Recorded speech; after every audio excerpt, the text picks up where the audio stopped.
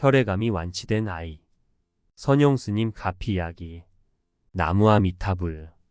10여 년 전에 알게 되었다가 그간 연락이 두절되었던 비보살님과 작년부터 다시 인연이 이어져 그간 연락을 주고받으며 딸이 운영하는 정형외과 병원에 자그마한 공간을 마련하여 삼존불 탱화를 모시고 정토선 연불을 틀어놓고 연불 수행을 하면서 신행생활을 해오다가 작년에 제가 교통사고로 다리 수술하여 다리에 쇠를 박고 볼트를 심어놓게 된 것을 비보살님이 알고서는 올해 쇠를 뽑을 때는 자신의 딸이 정형외과 원장으로 수술을 잘하니 딸이 운영하는 병원에 올라와서 꼭 수술을 하십시오 라고 하면서 스님께서 오시면 무료로 수술을 해드리겠다고 몇 차례 간청을 하여 그렇다면 서울 병원에 입원하여 서울 지역 불자님들 얼굴도 뵙고 이번 기간에 불자님들과 모임도 갖고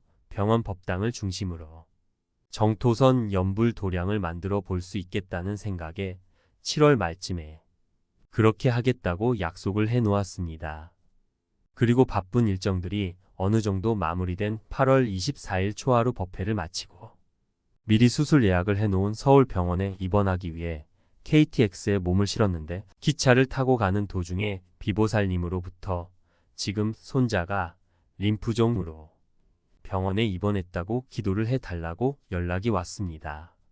갑자기 5살 된 손자가 배가 아프다고 하여 잠깐 방치했다가 하루가 지나 배를 만져보니 배가 딱딱하고 이상하여 서울 삼성병원으로 데려가니 아무래도 림프종 같다고 하며 입원을 시키라고 하여 입원을 시켰다고 합니다.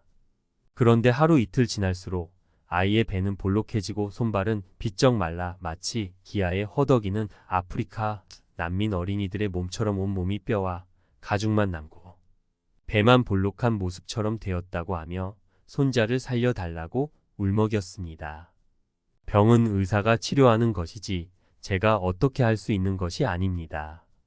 라고 하면서도 5살 먹은 손자 아이의 쾌유를 기원하면서 병원에 들어간 그날부터 다음날 다리에 쇠심과 볼트 제거 수술을 하고 또 수술이 끝나고 회복을 위해 입원실에 있는 기간 내내 오직 비보살님의 손자 아이의 쾌유만을 위해 기도를 하였습니다. 아이를 위해 기도하면서 기도가 많이 힘이 들어 아이의 할머니인 비보살님에게 아이의 기도가 쉽지 않은 것이 회복이 쉽지 않을 것 같네요. 라고 말하면서 계속 기도를 하다가 지금 아이의 병은 아이와 아이의 부모가 전생에 지은 업장으로 말미암은 것이라는 것을 확신하고 할머니인 비보살님과 상의하여 먼저 아이를 위해 대승사에 있는 스님들께도 기도를 올려달라고 해야 한다고 말하고 대승사에 남아있는 석봉스님과 보명스님에게 연락하여 불교 서점에서 장수멸제경을 10권 사오고 꽃과 좋은 향을 사서 부처님 전에 공양 올리고 아이의 목숨을 살리기 위해 부처님 전에 장수멸제경을 톡송하고 장수멸제경에 나오는 핵심 진언인 호제동자 다란이를 108독 톡송하고 아이의 쾌유를 축원해 달라고 부탁하고서 저도 또한 입원실에서 자나 깨나 아이만을 위해 기도를 하였습니다. 대승사에 남아있는 스님들이 저의 부탁을 받고 불경과 공약물을 구하러 나간 날은 마침 태풍으로 인해 부산에 100mm가 넘는 물폭탄이 쏟아진 날이었는데 거리에 나갔다가 물난리로 몇 시간 동안 차에 갇혀 밤늦게야 겨우 절로 돌아와서 제가 부탁한 대로 아이를 위해 기도를 하다 보니 밤이 늦은 시각까지 기도를 하게 되었다고 합니다. 그리고 다음날 아이 부모를 병원으로 오라고 하여 울먹이는 아이 부모에게 아이를 살릴 수 있는 최선의 방책을 제시하였습니다. 내가 볼 때 아이의 병은 아이와 부모님이 전생에 지은 큰 죄업으로 인하여 나타난 병이 틀림없으니 두 분이 지극한 마음으로 부처님 전에 참회를 하여야만 합니다. 비록 과거세에 지은 죄업을 알지 못하고 생각할 수도 없겠지만 분명 두 분이 지은 큰 죄업이 아이를 공경에 빠뜨려 두 분도 똑같은 고통을 받게 되는 인과가 발생한 것이니 아이를 살리고자 한다면 가장 먼저 두 분이 지극한 마음으로 과거 전생에 지은 악업을 참회를 하여야만 합니다. 라고 하면서 기도 중에 알게 된 아이와 부모의 전생인가를 설명해주고 구체적인 참회 대상을 얘기해 주었습니다. 그리고 이어서 그렇다고 의학적인 부분을 간과해서도 안 되니 의료진에게는 최선을 다해 치료를 부탁하고 기도는 기도대로 최선을 다하여서 어느 한쪽도 소홀히 해서는 안 됩니다.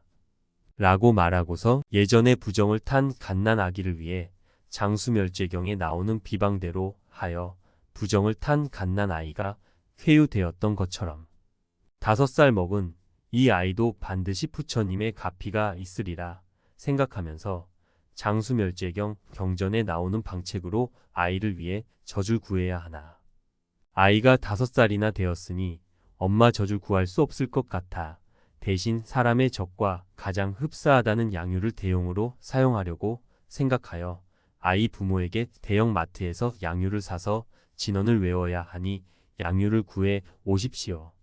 라고 말하면서 아이 엄마를 보니 마침 아이 엄마 젖가슴이 풍성하고 품에 안은 아이가 아직 젖을 떼지 않은 것 같은 생각이 들어 혹시 아직 젖을 먹입니까?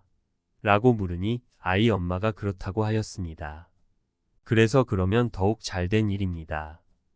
양유는 엄마 젖을 구하지 못할 것 같아 제가 방편으로 사람 젖과 가장 흡사한 양젖을 생각해 낸 것인데 엄마 젖이 나온다면 더욱 더 좋습니다. 라고 하면서 그러면 집에 가서 먼저 엄마 젖을 짜서 그 젖을 손가락에 적셔 허공에 튕기면서 주문을 외우십시오. 라고 하며 장수멸제경에 나오는 호제동자 다란이 주문을 적어서 주었습니다. 그리고 그 젖을 아이에게 가져가서 먹이고 아이가 들을 수 있도록 아이 옆에서 주문을 외워주셔야 합니다. 라고 했더니 아이 부모가 지금 아이는 중환자실에 있기 때문에 의사와 간호사들이 일체 아무것도 먹이지 못하게 하여 젖도 먹일 수 없습니다. 라고 하였습니다.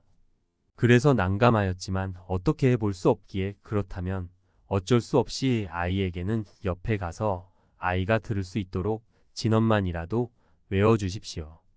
라고 하고는 부모를 돌려보낸 뒤 다시 기도를 하는데 순간 번뜩 좋은 생각이 떠올랐습니다.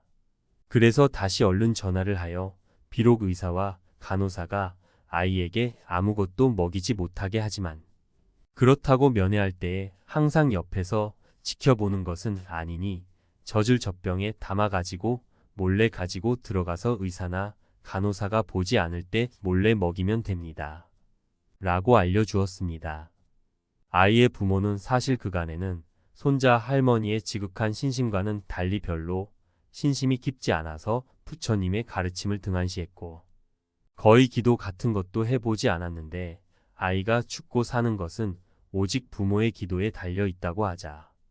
그날부터 아이의 부모가 삼성병원 법당에 들러 부처님 전에 지극정성으로 열심히 기도하면서 과거 전생에 지은 죄업을 지극한 마음으로 참회하고 완전히 달라진 불자의 모습으로 열심히 기도를 한다고 기도하는 모습이 너무 예쁘다고 손자를 면회하러 간 비보살님이 전해 주었습니다. 일주일의 시간은 금방 지났습니다. 일주일 입원 기간 동안 서울 불자님들도 만났지만 병원 법당을 중심으로 한 계획은 수포로 돌아갔습니다. 병원에 입원하여 수술을 마친 후 병원 법당에 대해서 물어보니 병원이 그다지 크지 않아 법당 하나만 만들어 놓게 되자 타 종교인과의 형평성 문제 때문에 잡음이 생겨서 결국 법당을 폐쇄하게 되었다고 하였습니다. 그래서 정토선 연불도량 계획은 포기하고 계속 아이를 위해 기도를 하면서 아이의 목숨을 구하기 위해서라면 해볼 수 있는 최선의 방편을 모두 생각해 내어 아이가 건강을 회복하면 나중에 아이가 커서 출가할 수 있도록 이끌어주고 아이가 원한다면 부처님께 출가시키겠다고 맹서도 시켰고 또 제 수명은 너무 길기 때문에 세상살이 조금 일찍 마치고 대신 제 수명을 아이에게 이어주십사 하고 부처님께 간절히 기도를 하기도 하였습니다. 퇴원 후 대승사에 내려와서도 계속 아이의 경과를 연락받았는데 아이가 그 이후로 하루가 다르게 부른 배가 푹푹 꺼지면서 뱃속의 종양도 점점 작아져 처음 병원에서 검사하였을 때 18cm 정도 크기였던 종양이 2주가 지난 후에는 4분의 1 크기로 줄어들었다고 기뻐하며 부처님과 제게 감사하다고 하였습니다. 저는 이 모든 것은 부처님의 가피라고 하면서 아직은 안심하기 어려우니 완쾌되는 날까지 기도를 놓지 말고 열심히 하시라고 말해 주었습니다. 그리고 오늘 10월 10일 아이를 데리고 병원에 가서 다시 검사를 해본 결과 정말 기적처럼 거짓말처럼 아이의 종양이 완전히 사라져 완치가 되었다고 연락이 왔습니다. 정말 불가사의한 부처님의 가피력에 그저 감사하고 또 감사한 마음뿐. 지극한 기도는 하늘에 닿고 불보살님의 자비심을 움직여 마치 형상의 그림자가 따르듯이 소리에 메아리가 울리듯이 반드시 그 감흥이 결코 헛되지 않음을 다시 한번 체험하였습니다. 돌이켜보면 정말 절묘한 인연이라고 생각되어집니다. 부처님의 중생들을 위한 방편은 정말 감히 상상할래야 상상할 수조차도 없습니다. 기적 같은 부처님의 가피력. 연불하니 금색 광명의 불상이 나타나다.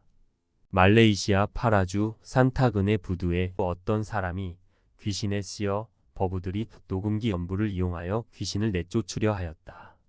처음에 많은 사람들이 녹음기를 따라 함께 연불하자 귀신은 금색 광명이 나오는 불상을 언뜻 보고서 급히 자취를 감추었고 그 사람은 곧 의식을 회복하였다. 나중에 시간이 길어져 연불인들이 잇따라 떠나게 되어 녹음기를 틀어놓고 연불하고 있지만 귀신이 원래와 같이 방해하였다. 이로써 사람이 연불하는 것이 최고임을 알 수 있다. 연불하면 반드시 방광한다. 원신이 연불하자 정수리에 원광이 나타나다. 내가 29살 1937이었을 때 나의 아내 원신과 함께 적성산에서 살고 있었는데 그때 원신의 나이가 25세였다. 어느 날 아침 하산하기 위해 들판 사이를 걷던 그녀는 길을 따라 일심으로 연불하였다. 이때 태양이 막 산 위로 올라와 아침 햇살이 대지를 두루 비추고 있었다. 우연히 자신의 그림자를 보게 된 그녀는 정수리 위의 둘레가 어깨 넓이와 가지런하고 크기는 대략 직경이 2자 남짓한 원형의 빛이 있다는 것을 발견하였다. 거기서 발산된 찬란한 빛은 뭐라 형용할 수 없을 만큼 미묘하였는데 불상 뒤편의 원광을 닮았다. 이상하다는 생각이 들었지만 그녀는 여전히 계속 걸으면서 연불하였다. 그리고 수시로 자신의 그림자를 살펴보니 이 원광은 여전히 환하게 빛나고 있었다. 이것이 연불을 통해 얻은 현상이라는 것을 깨달은 그녀가 시험 삼아 연불을 멈추고서 세속의 잡다한 일을 생각하는 동시에 다시 그림자를 보니 원광이 사라진 것이었다. 따라서 연불은 우리들이 본래 갖고 있는 광명을 가장 잘 나타내고 업장의 어두움을 가장 잘 소멸할 수 있다는 것을 알 수 있다.